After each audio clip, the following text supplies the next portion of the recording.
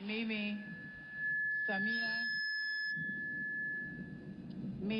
Samia Suluhu Hassan naapa kwamba nitakuwa mwaminifu kwa Jamhuri ya Muungano wa Tanzania na kuitumikia kwa moyo wangu wote, na kwamba nitaihifadhi, nitailinda na kuitetea Katiba ya Jamhuri ya Muungano wa Tanzania kwa mujibu wa sheria iliyowekwa.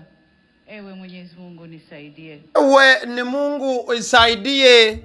Ebigambo ebyo nange wadde simanyi Luswayiri naye kyemanyi omukulembeze oba president wa Tanzania omupya ate nga yabaddeko abadde agamba nti asaba Mukama Katonda amukulembere mu lugendo olupya lwayolekedde olw'okubeera president w'eggwanga lino erya Tanzania emyaka emirala 5 bweddu. Wabula ono olumaze okubeera nti ateekateekebwa n'okubanga Alayira President Yoweri Kaguta Museveni atwala eggwanga lya Uganda amuweereza obubaka obubadde obubaka obw'enjawulo.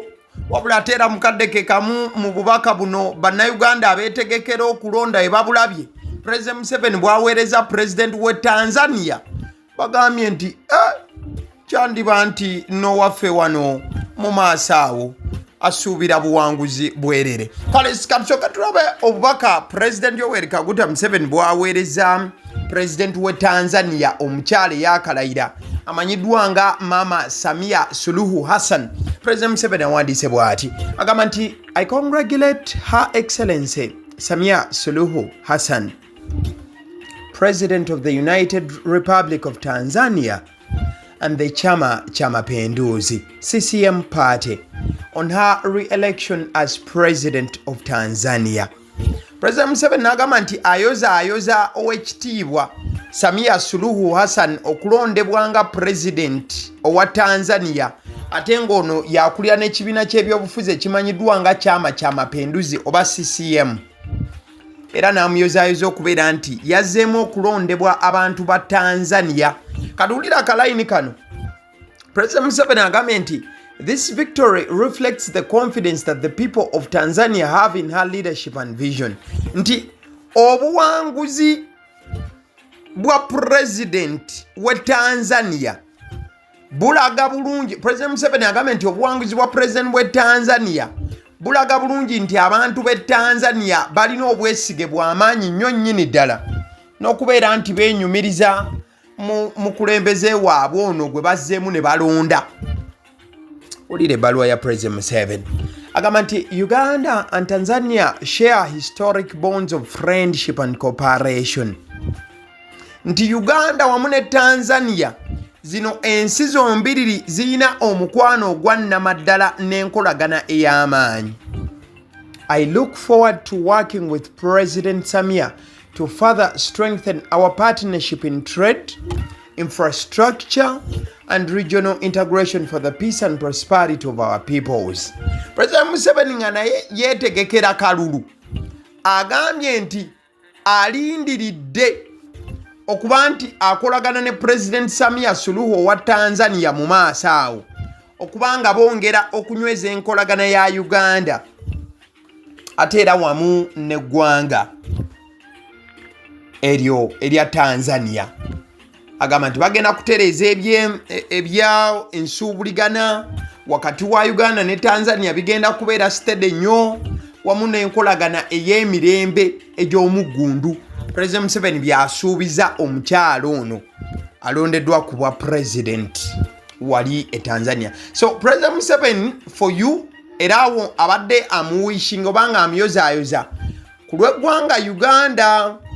Kati still bwe tugendako wali e Kenya, President we Kenya omukulu amanyiddwa nga William Ruto naye yeegasse ku President munne President Museveni owe Uganda naye n'aweereza obubaka President munnaabwe eyakalangirirwa oba eyakalayira owe Tanzania obubaka.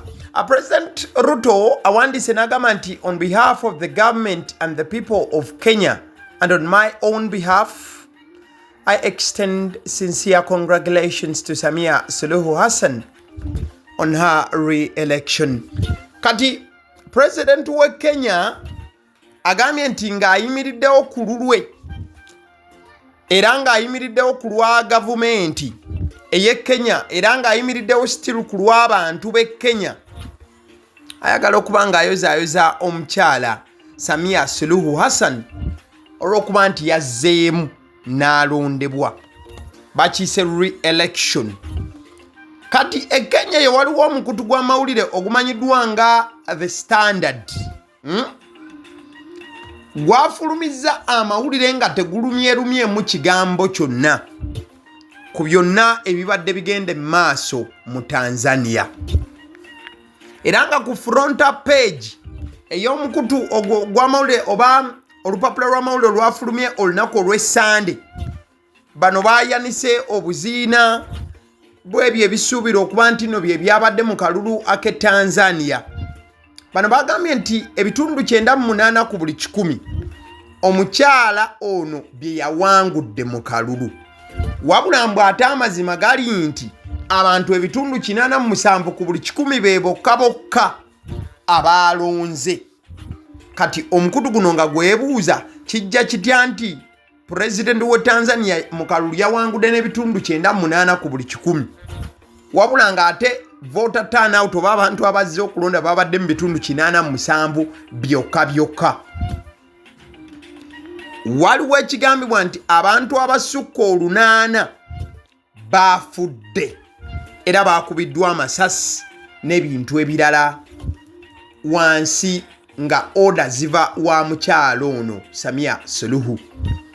Mukadde ke kamu October 29 is the day when the elections were held, but key opposition parties were barred from fielding candidates.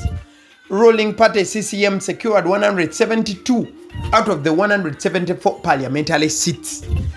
Ekyabadde Tanzania mukwano gwange gwatamanyi.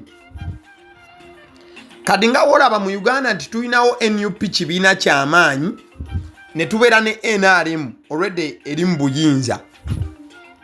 E Tanzania ekibiina ki CCM kyaleese ababaka 172 ku babaka 174 abakola paaliyamenti. Bafunye ebifo 172 tugambe nti ba MP mu parliament muina kujja mu 174. Ekibiina ekiri mu buyinza kyaleese 172 be baayiseewo. Oba okategedde nti Uganda wotunulamu katugeze mu kisanja kino kye tukyalimu NUP ina ababaka abasukka 5 mu parliament, NRM ina ababaka nga 3 n'ekintu, wabula parliament ejjula abantu 5 eye Uganda. Wabula eye Tanzania okulaga nti wandiba nti wabaddewo eryanya ery'enjawulo. Ekibiina ki CCM ekikulirwa president ono omukyala kyaleese ababaka 172 ku 174 abalina okutuula mu parliament. Still omukutu guno ogwa The Standard gufulumiza leero eggule ne gugamba nti Tanzania massacre nga bannyonnyola bwe bati. Era bino byonna babadde babyekuusa ku musaayi omungi ogwatulukuse mu ggwanga erya Tanzania. Mwe bawandise ne bagamba nti if Mwalimu Julius Nyerere were to return to the nation he built on the ideals of African unity, he would be horrified. As Tanzania's first female president fought to secure her own mandate, blood flowed across the land. Cut off from the world during and after polling, Tanzanians endured what rights groups now describe as a bloodbath that was hidden behind an official blackout, but laid bare through reports shared with their Kenyan counterparts. Kabagamba nti singa Mwalimu Nyerere Julius yabadde waakukomawo mu ggwanga erya Tanzania yanditidde ne sekutya yenna nti omukyala president asoose mu ggwanga erya Tanzania bwe yatulukusizza omusaayi gw'abannansi ate naggalira ensi ye okubeera ng'ensi endala tezigoberera bigenda mu maaso, era ng'abantu bagamba nti omusaayi gwakulukuse. Olw'ensonga kisuubirwa nti abantu abawerera ddala 8 bwe ddu basuubira okubeera nti baafudde ku lw'emikono gy'omukyalo ono eyalayidde ku bwa president obw'eggwanga erimanyiddwa nga Tanzania. Kale tumuyozaayoza, I think take over kubuyozaayoza president wa Tanzania omukyala Mama Samia Suluhu Hassan alayidde olunaku olwaleero mu butongole. In fact n'ekitongole ne African Union oba omukago gwo gutaba ensi za Africa nagwo gwamuyozayozezza era ne gugamba nti alina obuwagizi bwagwo era nti gugenda kubeera mabega we. Kitegeeza nti Tanzania teriyo kwenyonyogeza bw'ate biki omukyala entebe kati yatebenkedde dda. Ozeeyo tuveeyo tukomewo mu ggwanga eryaffe nyaffe Uganda.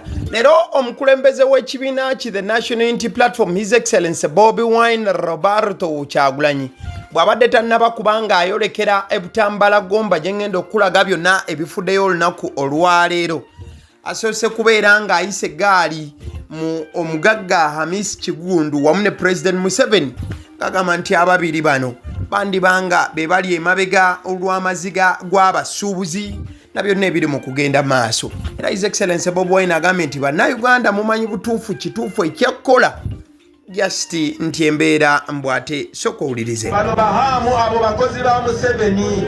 Oyo Museveni. Okay. Museveni yewandikira ebbaluwa n'omukono gwa kkono n'agirisibinga n'ogwa ddyo. Okitegera. Bino Museveni yawamba ekibuga. Bano abalala bonna abakozesa abakozese. N'abo bali mu opposition mumwe mbwate ezo sindikirizo zigano. Muve mu kulwanira obufoofofo tuddewo na kyemalira. Abadda mu kulwanira obufoofofo mu mbeera eno zekasigala mu kafo kano zekasa tujje mission ya kujja Museveni mu ntebe, mission ya kulongosa Uganda, mission ya Uganda mpya, mission ya kujja ono ena nonsense. Ebirala bijja kwongereza obwo. Tuba tukyalina Museveni tujja kutuula nnyo nga twogera mu maaso g'abannamawulire abo mujja kulaba nnyo abasuubuzi nga bajja ne bawa testimony zaabwe ne babayita ne babasasula oba ne babatiisatiisa ne basirika paka ekizibu ekirala bwe kijja. Tujewe ekizibu ekikulu ye Museveni. Exactly. Kale ebyo nno bibadde bigambo by'omukulu His Excellency Bobi Wine call him Robert Kyagulanyi Sentamu okwogera bino byonna abadde tannayolekera butambala gomba asoose kubeerako olukiiko olw'abannamawulire lwakubye olubadde brief then ne baziteekamu oba ne bazambalira okubeera nti boolekera okusookera ddala olunaku olwaleero ennaku ziri 3 Novemba omwaka 2025. Ebifaananyi byonna bye nkuteeredde ku vidiyo eno y'emu ku mbeera abantu gye babaddemu buli waabadde atuuka buli liiso eribadde limukubwako ng'abaana essanyu libajjula nga bagenda maaso olw'okuba nti baaniriza mu butongole n'okubeera nti baaniriza omwana w'eka. Infact olunaku olwaleero gye wandiisenga the homecoming mwana mulenzi okuviira ddala ekanoni gomba bw'abadde ataayolekedde nga ku luno otazzeeyo buzzi nga mwana kyokka wabula nga presidential aspirant ayagala okubeera nti amakanda agasimba okuviira ddala eno gye yazaalibwa n'okuviira ddala gy'asibuka ate ayongera okuba ng'asaasaanira eggwanga mu mbeera emu oba endala. So olunaku olwaleero His Excellency Bobi Wine abadde n'ebitundu oba n'ebifo bibiri ew'okugenda. Abamu we muwulira butambala gomba mukigatta bugasi direct but era ne programming ye bwe yabadde ekoleddwa olunaku olwaleero nti abadde alina osooka ayiteko ebutambala nga bw'olaba mu bifaananyi ebimu nga ayolekera then bw'ava ebutambala His Excellency Bobi Wine abadde alina okugenda straight egomba. So abantu b'ebutambala babadde bamulindidde wali ku Kibibi grounds era nga wabadde alina okuba nga akuba rally ye esooka. I want to tell you that rally esooka ebadde very successful era ngenza okuba nti ntandika okuweereza ng'amaze n'okuba nga atuuka ate side wali egomba abadde ali mu kwolekera era nga n'abaayo bamulindiridde. Wabula olunaku olwaleero njagala okutegeeza nti still ng'ennaku endala era wabaddewo stand off wakati w'omukulembeze wa NUP Bobi Wine wamu n'abaana be basisinkanye sitira abasirikale ababadde babategedde emisanvu ne basooka babaganamu kaawo kubanga beeyongerayo wabula ebiddiridde bibadde biralamuko embeera yakulabisa here and there ku kamera gye bukidde ng'abasajja bagambye kale kiriya wala mweyongereyo mu maaso ate abantu babalinze edda mu maaso eri but kyolina okumanya nti omukwano gubadde gupowaringa everywhere omukulu wabadde atuuka kibadde kijjobi bujjobi so ngenda kubanga nkulinkinga straight ebutambala then nja kuzaako negomba just osobole okuba nti olaba biki ebyenjawulo ebibaddewo olunaku olwaleero then bwe tuba nga tumalirizaawo then tujja kwolekerako ate waliwo n'abali esserere abali esserere soroti ntegeeza abalangi eri eya kyenvu so katusooke ku langi wano ey'ekimyufu the National Unity Platform but the love was overwhelming.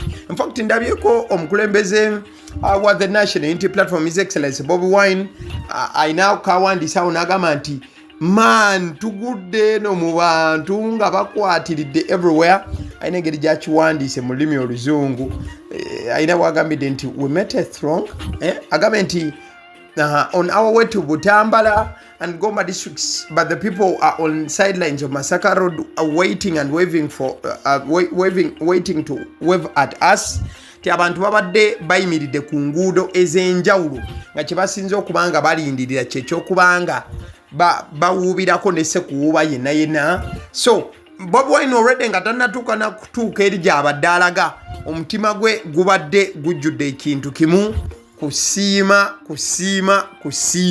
so sobola okulengera n'engeri gy'abadde ayambadde olunaku olwaleero ka ataya kabadde mu nkula ng'oyinza okugamba bakatunze mu lubugo omanyi bulungi nti wano e Buganda. In fact by the way wano Bobi Wine aba atandise olugendo lwe olw'okutalagga Buganda.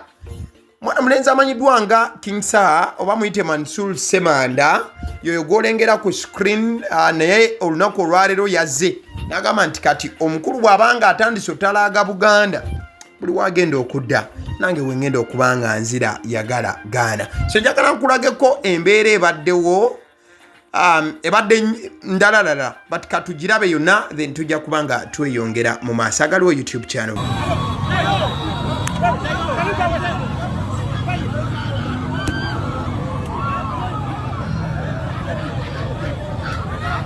Abasajja batusibiddewo ku ssaawa zino zennyini oli si muwummuza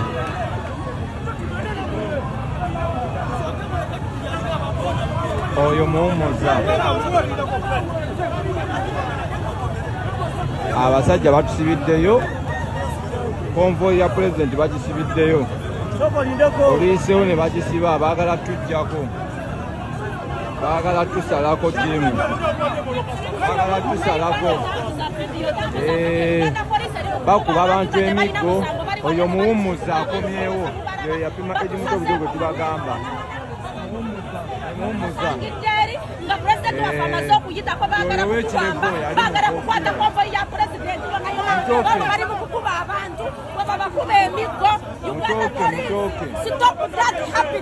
bakimusalako konvoyi balabe tubalemezaamu kamera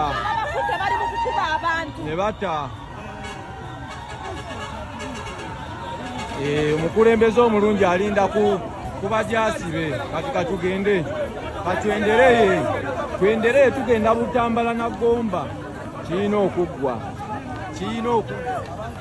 kabasazeko bonna muwummuza be bali mu missoni eyo okuweereza amanya n'eddoboozi batoke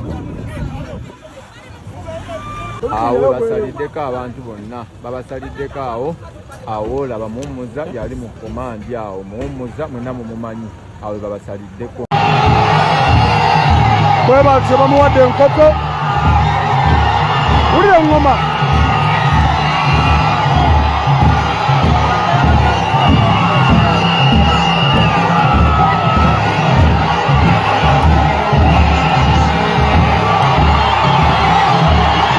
ali kulidde waka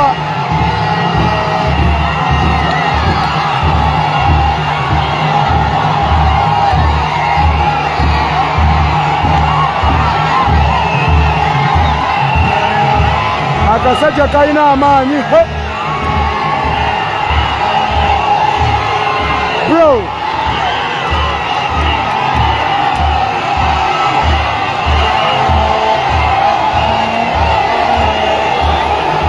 Abantu kye bakola amace bannaye.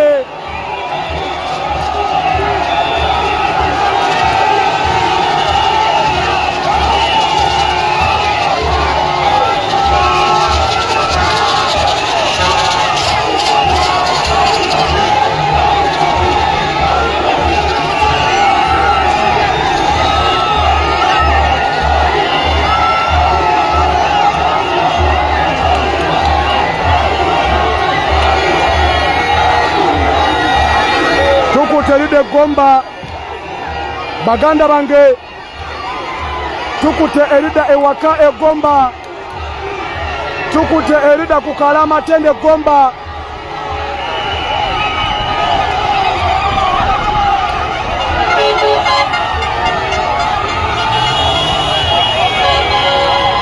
tukute kulida ewaka egomba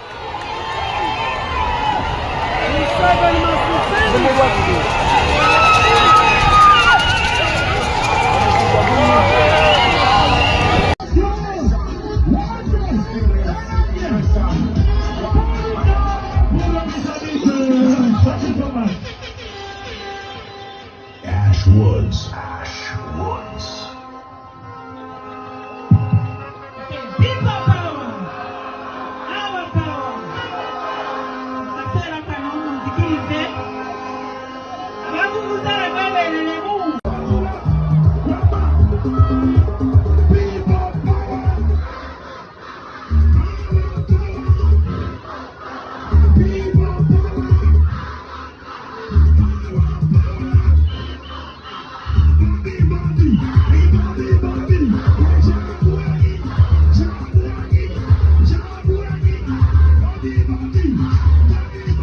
Exactly, that is His Excellency Bobi Wine.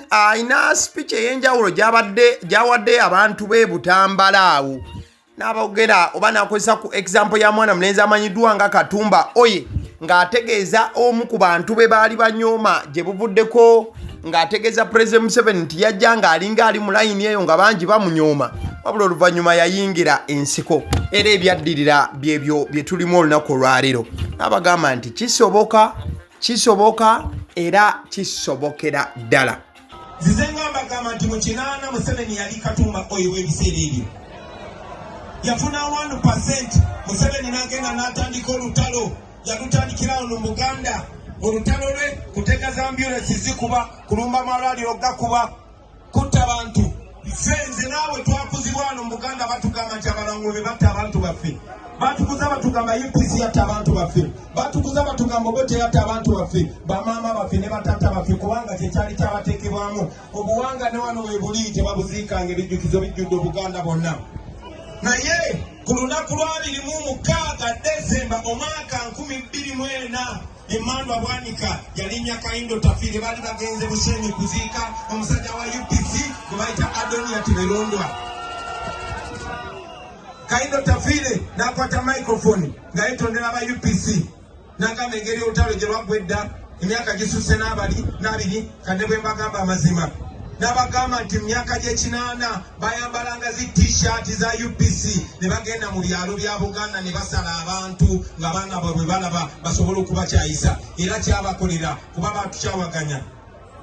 Naye Katonda nga bwateerabira oluvannyuma lw'emyaka 40 agamazima gaavaayo era bwe natambudde nga nyenzeera ng'onemu akyoli yenjiri gye nagenze okuggula amaaso okubategeeza nti ekitukumidde mu busibe kutwawulayawula. Museveni talina maanyi gasobola tukuma nga tuli basibe wabula akozesa bannaffe ab'engulu talina maanyi gasobola bakuma nga basibe akozesa ffe bwatyo bwatwawuddemu n'agamba Omuganda tolina kolagana na Munyankole tolina kolagana na Muteeso tolina kolagana na Musoga tolina kolagana na Muganda tolina kolagana na Mukyoli bwatyo. So nyina essanyu obategeeza baganda bange nti wenjogerera kati gyonna gyentabadde ebyo byaweddewo. Abaana ba Uganda beegase dda, abaana ba Uganda bakwataganye dda. Lego mwenna That is the National Unity Platform side yeyo. Kale bwetubayo muba ekimyufu then naba kiembol nako ralero babadde ne processions ne rallies zaabwe ez'enjawulo.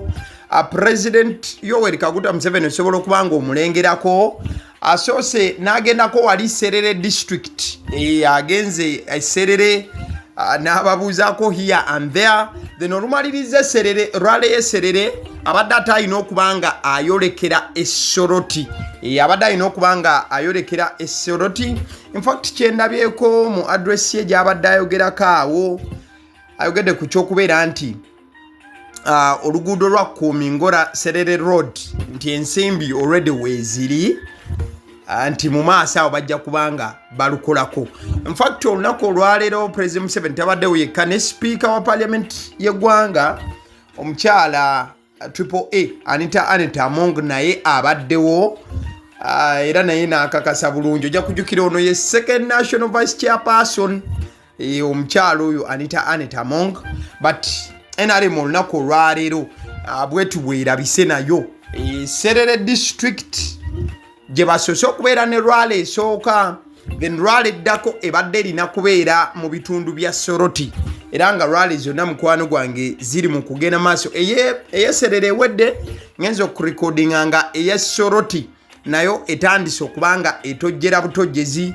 Okimanyi bulungi nti obudde we buwungerera ebiseera ebisinga by 6 babeera balina okukivaamu. Waliwo abazze n'obugundi obwo bugamba nti Serere from 13 million votes nga bagamba nti President Museveni bagenda muwa obululu obukadde 13 n'okweyongerayo.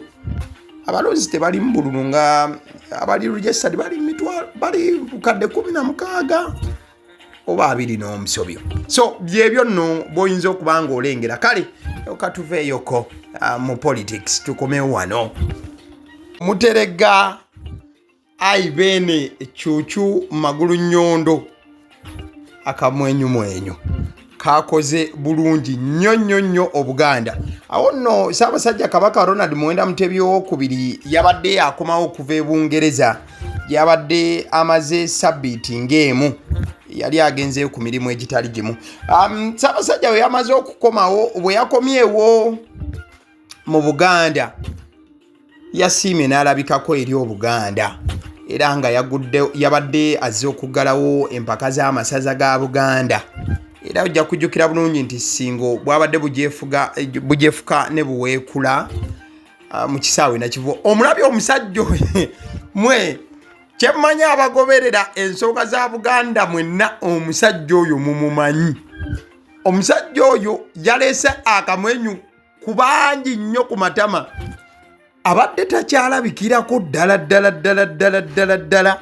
Nze nkuze kutuuka wano buli wembadde nga ndaba Ssaabasajja Kabaka ng'omusajja oyo abeerawo era yakulembera oba okubeerawo ku gaadi awo omumbo w'oyo omusajja wa Kabaka nnyo nnyini ddala. So Ssaabasajja Kabaka Ronald Muwenda Mutebi II yakwasiza bannantameggwa b'omwaka guno ab'essaza lya Buweekula ekikopo era nga bakiwangudde ne check ya nsimbi za Uganda obukadde 12. Buweekula yawangudde essingo mu zaakamalirizo era ng'omupiira ogwo gwayindidde wali mu kisaawe e Nakivubo. So Ssaabasajja Kabaka Ronald Muwenda Mutebi awangaale nnyo ayi maaso moogi Asiimye n'alabikako eri Obuganda. Kabadde kaseera kanjawulo nnyo. Kyolina okumanya weekend yabadde nnungi nnyo. Kale awo tubuddewo olunaku olwaleero nnaku z'omwezi 3 Novemba abaana ba P7 still nabo ebigezo bakyagenda maaso olw'okuba nti batojjera nabyo oba ebigezo biri mu kugenda maaso era nga bigenda kutambula ennaku 2. Olunaku olwaleero n'olunaku olw'enkya kati bw'oba olinayo kasisitako ng'obadde oli bweru eyo nga tewakaweereza success card oba ka brother ko oba katabaniko oba kawalako tekiri late osobola ogiweereza ne bagikatwalira ku ssomero olunaku olwaleero.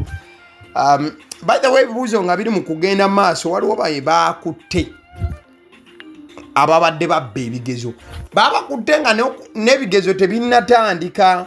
Yes ndabyeko statement ya police olunaku olwaleero nga bagamba nti we call on all individuals to refrain from any actions that may violate the law of compromise the integrity of the examination process. Currently, police in Lida have detained 3 suspects for attempting to bribe a UNEB scout to influence the upcoming PLE. Kati waliwo abasomesa ababadde bakutte omusimbi nga kye baagala okukola baagala kuwa scout bano be baleeta okubeerawo okugaidinga ku bibuuzo naki kati baadde baagala kuwa UNEB scout ekyoja mu miro ndooza abasomolero olupapula basooke balulabeko baluleetera abaana ekintu kitambule. Wabula njagala okutegeeza nti baabakutte kwabaddeko George Odong, Ekut Simon wamu ne Avoko Lavoisa, bonna baabakutte bati ebibuuzo byo bikyali mu kugenda maaso. Ku screen gwolaba ye mwana muwala amanyiddwa nga Anatalia Ozi. Anatalia Ozi kyemanyi mumumanyi bulungi. Mwana muwala oyo oba omukyalo yakola wali ku Sanyuka TV wakati nga amazzi gali mu kujjula ebizimbe mu Kampala era nga n'abasuubuzi bakabatwaha nga entulege. Omu ku bantu abali mu maziga amangi ennyo nnyini ddala ye mwana muwala ono Anatalia Ozi. Ekyatuuse w'abangi kyandiba nti newe kyatuuse. In fact avuddeyo n'alanjanira President Museveni wamu ne government eno agamba nti I haven't been myself since Friday. The floods swept through and left me broken emotionally and financially. As a small cottage manufacturer producing undergarments and supplying dozens of bayiribi, I have lost millions. This isn't just about me. It's about thousands of bayiribi and sub-renters in downtown arcades and the unsung backbone of Uganda's informal economy. We are the ones who make things happen quietly, without recognition, without security, and now without hope. Many of us built our dreams from scratch, no grants, no inheritance, just faith, sweat, and small loans that now hang around our necks like heavy stones. I call upon the Minister of Disaster Preparedness, Honorable Lilian Abba, the Right Honorable Prime Minister, and His Excellency, the President of Uganda, Yoweri Kaguta Museveni. Please look beyond the big shop owners. There is a whole ecosystem of silent hustlers who have lost everything. We need urgent relief, recognition, and recovery support. We may be small, but we are the heartbeat of downtown Uganda. Anet Namboze, Anatalia Ozi. Anatalia Ozi ebbaluwa eno gye yawandiise mu maziga amangi n'ennyiike agamba nti bukya olunaku lwokutaano amataba we gaayingirira ebiduuka mu Kampala ye paka nakati amaziga gaalimu tegasangulwanga era omutima gwe gwamenyeka ekigenze ewala. Agamba nti mukyala abadde adiiringa mu kubeera nga atunda obugoye buno obutono bunnika bbuka n'ebintu ebigwa mu kkowe eryo era ng'abiwa abayiribi wano na wali. Wabula ekyasinze okubeera nga kinakuwaza nti embeera eyaguddewo yamulese ng'ali mu maziga. Asaba President Museveni aveeyo ayambe waliwo wamu ne minisita w'ebigwa bitalaze ne Prime Minister.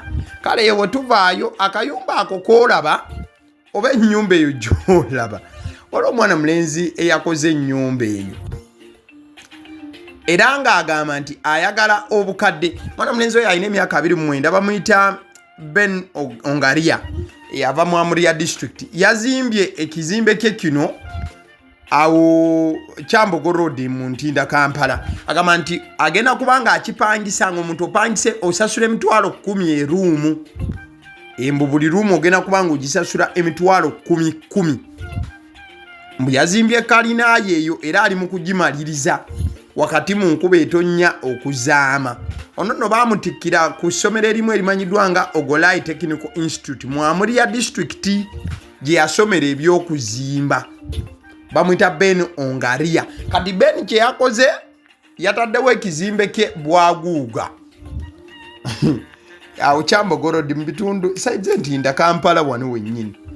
Agamba mbu olumaliriza ekizimbe kyekyo bagenda kubanga bamusasula buwanana. Osasula emitwalo 10 okupangisaako just a room ku kalinaye. Eyo stage gy'olaba ya mwana mulenzi amanyiddwa nga Reigi. omanyi bannayuganda abamanyira kimu nti omuntu olina kuba Rugogo cricket oval yekka but mwana mulenzi ono amanyiddwa nga Reigi yabadde n'ekivvulu over the weekend teyazze Kampala eyo gye mulaba si Rugogo cricket oval ekyo kisaawe bakiyita Kacheeka stadium kiri Mbalala mwana mulenzi yakubye sho Mbalala neewuuma Kacheeka neewuuma era nga yafunye record numbers era bayimbi banne okuva Mbalala ne Ankole ndowooza abawadde obudde butono nnyo okubanga reaching up to this kind of challenge eyo tuveeyo soko olabeko wano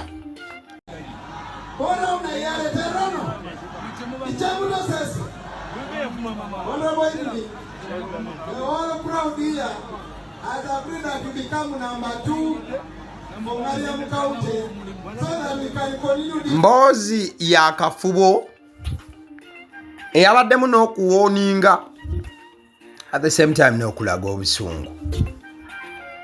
But what exactly went wrong here? Dr. Jose Chameleone ngali ne Bebe Cool ali bali bantan. Then ngali ne mwana mulenzi wabuyugeresom Gravity omutujju. But Chameleone awulirwanga agamba nti ne mwana yavuma maama wange. Abamu bagamba nti yandibanga musajja wa alien skin. Ebula Kabadia. Omanyi Kabadia oyo ayina emisango gye yazza Chameleone ono. Chameleone kyata atwala lightly. But Bebe Cool mu mbeera yonna afubye nnyo okubeera omutabaganya. N'okulaba nti abaako entalo zaamalawo naddala mu industry y'omuziki. Naddala mu banne bwe batambuza ensonga. In fact, Bebe Cool of recent yabadde mu bitundu by'embaala eyo. Manyi side z'embaala eyo alien skin oyo babadde abamu bamuyinako ko embeera. So Bebe Cool yabadde eno n'atandika okubanga awolereza mwana mulenzi alien skin. N'okubeera nga abagamba nti ebintu mwabifuna bubi bannange. Alien skin had no problem.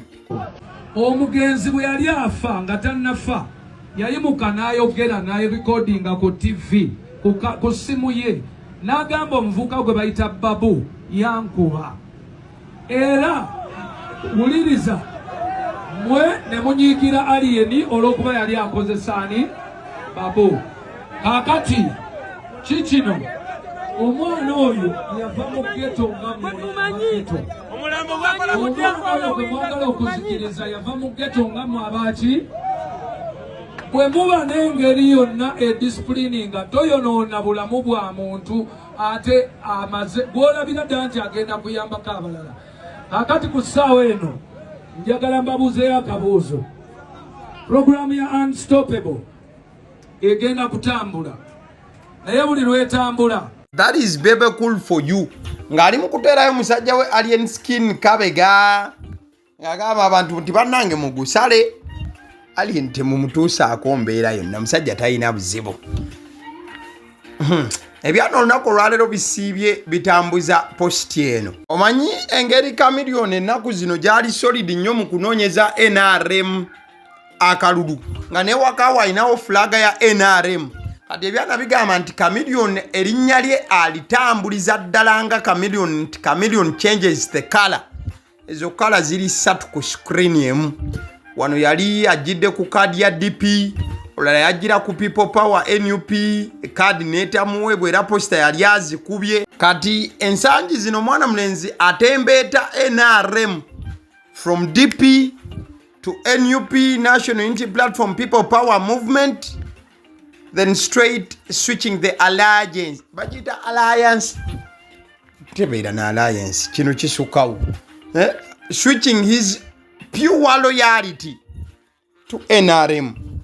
Era kati buli NRM weri agamba nti bwe tuba era we tudda. Kale nga tubaliriza Black November yasimbudde dda. oba mumanyi bayita Black November kale Black Friday discount buli wamu zitandise okubanga zivuga buvuzi mukwano gwange. Tuli wano ku Black November ya kupama twebaza bakirayanti baffe mutuwagidde ebbanga tubaddiza era apama lyenvu emaali yatuuse dda naye tubaddiza bane mutuwagidde ebbanga mupamidde ebbanga nanze nva pamali era liirino balimpadde. I think I should get out of here mbasiibule nenjagala kutegeeza ku bannaffe aba Honeybites bagamba nti balina ebyokulya by'omwana adda ku ssomero banga ali ku ssomero genda mukyalira ku vidi gwe bakubira bagambe ndi njagala package y'omwana emyaka gyonna kuviira ddala ku muto paka university. By the way balina ebintu nga daddies yogera ku decorated donuts, cupcakes, bagia, binyeebwa 0709787508 osobola okuba nti obafuna n'ebirala bingi bakola ne cakes eza buli mukolo kategeka mujaga okutegeeza ku Alson Painters UG bano basiizi ba langi bagamba nti nno ekizimbe ekyo kikadde tekikusanyusa oba kipya ng'omaze kukizimba nga ssaawa yakisiiga langi bakubire ku 0705 193636